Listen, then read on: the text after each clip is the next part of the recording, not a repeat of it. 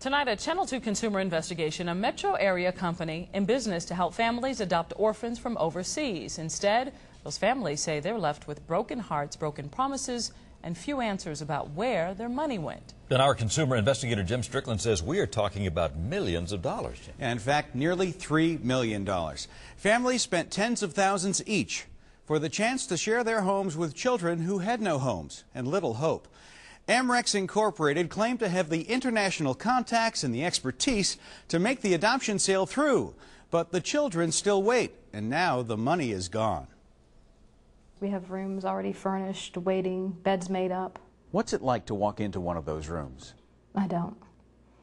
I just keep the door shut.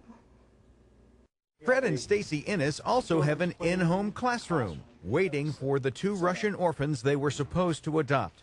They've never even seen pictures of them, and now they'll probably also never see their money. We're out $34,000. You know, it's really not about the money. It's the fact that we're not going to have children. The Innes family and nearly 200 others coast to coast trusted a company once headquartered in this Alpharetta office building.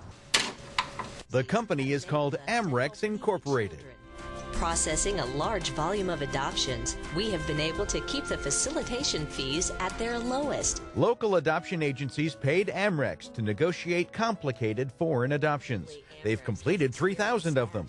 But the head of the Innes' adoption agency says money she paid to Amrex had suddenly vanished. It was the money from the families to go to their adoption.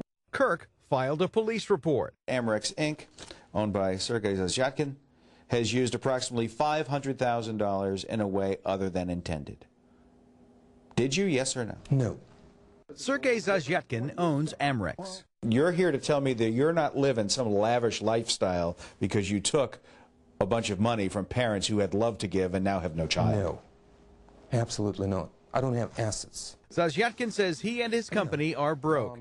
His lawyer says monies paid by the Inneses and other recent clients actually went toward adoptions further in the pipeline.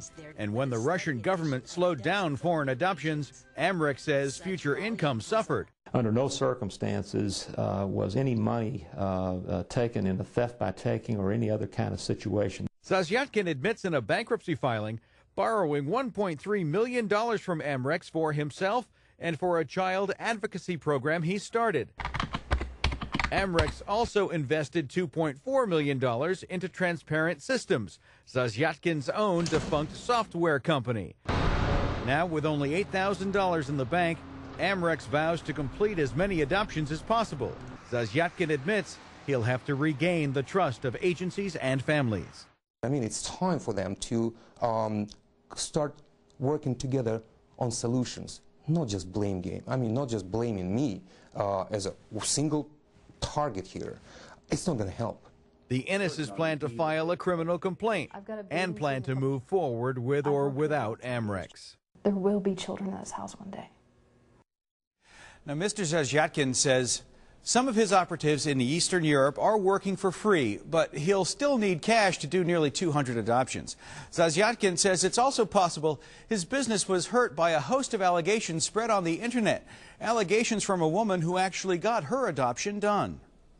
We ended up finding out that he had a fatal illness. He had cystic fibrosis. Tomorrow at 5, a baby adopted through Amrex dies before he can even get out of Russia. His mother speaks out. That's part of our investigation tomorrow at 5. All right. Jim, thank you.